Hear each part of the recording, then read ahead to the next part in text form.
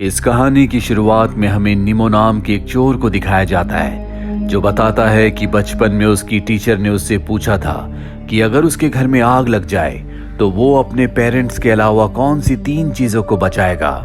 निमो ने जवाब दिया था कि वो अपनी कैट को, अपने AC/DC रिकॉर्डर को और अपनी स्केच बुक को बचाएगा। इसके बाद हमें बताया जाता है कि उसकी कैट मारी गई। उसके पास जो AC/DC रिकॉर्डर था वो उसने किसी जानकार को दिया था जो उसने कभी नहीं लौटाया, पर आज भी उसके पास उसकी स्केच बुक है। अब हमें नीमो को प्रेजेंट में दिखाया जाता है जो कि एक बहुत बड़े पेंट हाउस में उतरता है जो कि मैनहट्टन में है। ये पेंट हाउस एक बहुत बड़े आदमी का है जिसे आर्ट वर्क को इकट्ठा करने का बहुत शौक है और यहाँ पर इगोन शीला जो कि एक बहुत ही बड़ी पेंटर है, उनकी बहुत सारी पेंटिंग्स हैं और वो उन्हीं पेंटिंग्स को चुराना चाहता है क्योंकि ये बेशकीमती है। वो अपने साथी से एक पासकोड मांगता है जिससे वो यहाँ के सिक्योरिटी सिस्टम को 7 मिनट्स के लिए बंद कर देता है। वो पेंट हाउस के अंदर जाता है जहाँ पर उसे इगोन शीला के पोर्ट्रेट मिल जाते हैं, लेकिन वो खास पोर्ट्रेट उसे नहीं मिलता जो कि उसका सेल्फ पोर्ट्रेट है। ये बात वो रेडियो से अपने साथी को बताता है। उसका साथी कहता है कि अच्छे से देखो। निमो चारों तरफ अच्छे से देखता है लेकिन उसे वो सेल्फ पोर्ट्रेट नहीं मिलता। उसका साथी कहता है कि तुम वापस आ जाओ और अब निमो गेट पर आता है जहाँ पर उसे पासवर्ड डालना है और जैसे ही वो पासवर्ड डालता है इस पूरे पेंट हाउस का सिक्योरिटी सिस्टम अपने आप ही ऑन हो जाता है, जिस वजह से पेंट हाउस के अंदर अलार्म बजने लगते हैं जिससे नीमो डर जाता है। उसे कुछ समझ नहीं आता कि वो क्या करे। वो अपने साथी से भी पूछता है लेकिन उसे भी कुछ पता नहीं होता। जिसके बाद वो अलार्म बंद करने के लिए पासवर्ड डालने वाले डिस्प्ले को तोड़ देता है लेकिन अब भी अलार्म बंद नहीं होते। जिसके बाद वो कैमरास को और सेंसर को भी डिस्कनेक्ट कर देता है। अलार्म तो बंद हो जाते हैं लेकिन डिस्प्ले तोड़ने की वजह से घर के सभी AC गर्म हवा फेंकना शुरू कर देते हैं जिससे निमो को बहुत गर्मी लगती है। वो किसी भी कीमत पर यहाँ से निकलना चाहता है। वो मेन डोर पर जाता है जिस पर वो छेद करने की कोशिश करता है लेकिन उसे बहुत ज्यादा गर्मी लग रही होती है। इसके बाद वो किचन में आता है और जब वो टैब ऑन करता है तो उसे पता चलता है कि घर का पानी भी ऑफ हो चुका है। जिसके बाद वो फ्रिज चेक करता है जहाँ पर उसे थोड़ी सी खाने की चीजें और पीने का पानी मिल जाता है। पानी पीने के बाद एक बार फिर से वो दरवाजे के पास आता है और उसमें होल करना शुरू कर देता है। जब थोड़ा सा होल हो जाता है तो उसे पता चलता है कि दरवाजे के पीछे एक मेटल की शीट है जिसे भेद पाना नामुमकिन है। वो पूरी तरह से हताश हो जाता है क्योंकि उसे पता है कि इस पेंट हाउस का जो ओनर है वो लंबी छुट्टियों पर गया है, वो जल्द वापस नहीं आने वाला। वो अपने दोस्त को रेडियो पर कॉल करने की कोशिश करता है लेकिन उसका संपर्क नहीं हो पाता क्योंकि शायद वो यहाँ से जा चुके हैं। निमो अपने आप को शांत करता है। वो समझ जाता है कि अब उसे इसी पेंट हाउस में इन्हीं हालातों में रहने की आदत डालनी होगी क्योंकि यहाँ से बाहर निकल पाना अब पूरी तरह से नामुमकिन है। निमो अब खाना खाता है जिसके बाद वो टीवी चलाता है। टीवी में थोड़ी सी डिस्टरबेंस होती है और जब वो चैनल्स को चेंज करता है तो उसे यहाँ का जो सिक्योरिटी कैमरा होता है उसका एक्सेस मिल जाता है, यानी कि वो उस कैमरे में जितनी भी चीजें रिकॉर्ड हो रही होती है उन्हें अपनी टीवी स्क्रीन पर देख सकता है। वो देखता है कि इस बिल्डिंग में सिर्फ सिक्योरिटी गार्ड है। अब वो सो जाता है और अगली सुबह जब उसकी नींद खुलती है तो उसे हेलीकॉप्टर की आवाज आती है जो पेंट हाउस के ऊपर उड़ रहा होता है। वो भागकर विंडो की तरफ जाता है। उसे पता है कि ये उसके साथी हैं लेकिन वो उस हेलीकॉप्टर को देख नहीं पाता। इसके बाद एक बार फिर से वो अपने साथियों को रेडियो से कॉल करता है लेकिन उसका संपर्क नहीं हो पाता। हर बीतते घंटे के साथ यहाँ पर गर्मी बढ़ रही होती है जिससे उसे बहुत तकलीफ होती है। लिविंग रूम में एक छोटा सा पूल होता है जिसके पानी से वो अपना मुंह धोता है जिससे उसे राहत मिलती है। दरअसल वॉशरूम में भी पानी नहीं है। उसे कुछ समझ नहीं आता कि वो यहाँ से निकले तो निकले कैसे। यहाँ पर एक फोन भी होता है जो डेड है। दरअसल सिक्योरिटी सिस्टम ऑन होने की वजह से फोन डेड हो चुका है। तभी उसकी नजर ऊपर जाती है जहाँ पर लाइट्स होती है। उसके दिमाग में आइडिया आता है क्यों ना वो ऊपर से लाइट्स को तोड़कर यहाँ से बाहर निकल जाए। वो यहाँ पर बहुत सारी चीजों को इकट्ठा करके ऊपर स्काई लाइट तक पहुंचना चाहता है लेकिन गर्मी बहुत होने की वजह से वो थक जाता है। जिसके बाद वो पूल का पानी पीने की कोशिश करता है लेकिन उस पानी को पी नहीं पाता क्योंकि उसमें क्लोरीन की मात्रा बहुत ज्यादा होती है।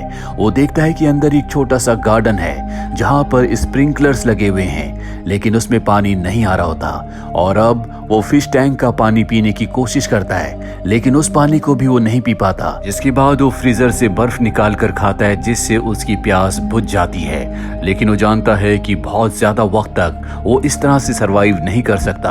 अब वो एक बार फिर से काम पर लग जाता है। वो स्काई लाइट तक पहुंचना चाहता है, जिसके लिए बहुत सारा सामान इकट्ठा करता है। साथ ही बीच बीच में थक जाने की वजह से वो आराम करता है, जिस दौरान वो अपनी स्केच बुक पर स्केचेस बनाता है। ये वही स्केच बुक है जो बचपन से उसके साथ है, जिसके बारे में उसने अपनी टीचर को बताया था। यहाँ पर वो सिक्योरिटी कैमरास को भी देखता रहता है, जिसमें वो जैस्मीन नाम की एक लड़की को भी देखता है जो यहाँ पर काम करती है। नीमो अब उसे पसंद करने लगा है। नीमो को यहाँ पर अब एक हफ्ता बीत चुका है। फ्रिज में हर तरह का खाना और बर्फ खत्म हो चुकी है, इसीलिए अब उसे फूड केन से खाना होगा। और जब वो फूड केन को चाकू से खोल रहा होता है तो उसका हाथ कट जाता है, जिसके बाद वो कपड़ा अपने हाथ में बांध लेता है। नीमो को यहाँ पर कभी कभी इतनी ज्यादा गर्मी लगती है कि वो फ्रीजर के अंदर अपना मुंह डालकर ठंडा करता है। हालांकि फ्रिज चल रहा है, लेकिन घर के जितने भी एसी होते हैं वो सब गर्म हवा फेंक रहे होते हैं, जिन्हें ऑफ नहीं किया जा सकता। अब एक दिन यहाँ पर नीमो को एक दरवाजा मिलता है। जब उस दरवाजे को खोलता है तो उसे पता चलता है कि ये पेंट्री है, जहाँ पर खाने का बहुत सारा सामान है, जिसे देखकर वो खुश हो जाता है। और तभी उसे अजीब सी आवाज आती है। जब वो बाहर जाता है तो देखता है कि गार्डन के जो स्प्रिंकलर्स हैं वो ऑन हो गए हैं, जिससे पानी आ रहा है। उस पानी को पीकर नीमो अपनी प्यास बुझाता है और वहीं पर लेट जाता है। अब तक नीमो स्काई लाइट तक पहुंच नहीं पाया। उसने घर के बहुत सारे सामान को यूज कर लिया है और बहुत मेहनत करने के बाद वो लाइट तक पहुंच जाता है और अब उसे लाइट को खोलना होगा। बीच बीच में वो आराम करने के लिए कैमरा में दिख रहे जितने भी लोग होते हैं उनके स्केच बनाना शुरू कर देता है, खास तौर पर उस काम करने वाली लड़की का, जिसे वो पसंद करने लगा है। अब नीमो देखता है कि जैस्मीन आज उसी पेंट हाउस के बाहर काम करने के लिए आई है। वो भागता हुआ दरवाजे के पास जाता है, उससे मदद मांगता है ताकि वो यहाँ से निकल सके। लेकिन नीमो की किस्मत अच्छी नहीं होती।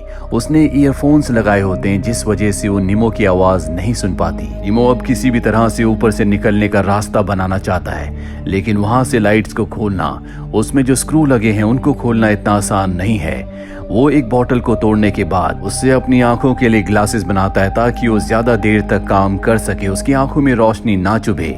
लेकिन इस दीवार को तोड़ना, ऊपर से लाइट्स को खोलना इतना आसान नहीं है। धीरे धीरे नीमो के दिमाग पर भी असर होना शुरू हो जाता है। वो अकेलेपन से बोर हो चुका है। वो घंटे तक सीसीटीवी कैमरे में यहाँ पर लोगों की हलचल को देखता रहता है। उसे पता है कि कौन सा कर्मचारी कब आता है। वो इतना फ्रस्ट्रेट हो चुका है कि कभी कभी वो डांस करने लगता है। यहाँ पर एक पिजन भी फंसा होता है। वो उससे मदद मांगता है, उससे बात करता है। और एक दिन अचानक से एसी जो पहले गर्म हवा फेंक रहे थे अब वो ठंडी हवा फेंकना शुरू कर देते हैं, यानी कि टेम्परेचर कम होना शुरू हो जाता है। नीमो को इससे बहुत राहत मिलती है, लेकिन जल्दी टेम्परेचर इतना कम हो जाता है कि वो इसे बर्दाश्त नहीं कर पाता और गर्म कपड़ों की खोज में वो एक कबर्ड को खोलता है, जहाँ पर उसे खुफिया दरवाजा मिलता है। उसे लगता है कि ये बाहर जाने का रास्ता है, लेकिन जब वो अंदर जाता है तो एक कमरे में पहुंचता है जहाँ पर एक डेड बॉडी होती है जो कि इस घर के ओनर की है। और जब वो उसे पास जाकर टच करके ध्यान से देखता है तो उसे पता चलता है कि ये मोम का एक पुतला है। यहाँ पर उसे इगोन सिला का वो सेल्फ पोर्ट्रेट भी मिल जाता है जिसकी कीमत $30 मिलियन है। साथ ही यहाँ पर उसे एक बहुत खास बुक मिलती है जिसका नाम है the marriage of heaven and hell. हालांकि नीमो को वो पेंटिंग मिल चुकी है जिसके लिए वो यहाँ पर आया था, पर यहाँ से बाहर जाने का उसे कोई दरवाजा नहीं मिलता। एक बार फिर नीमो बाहर आ जाता है, जहाँ पर वो कैमरे में देखता है कि वो काम करने वाली लड़की जिसे वो पसंद करता है वो उसके दरवाजे के पास बैठी है।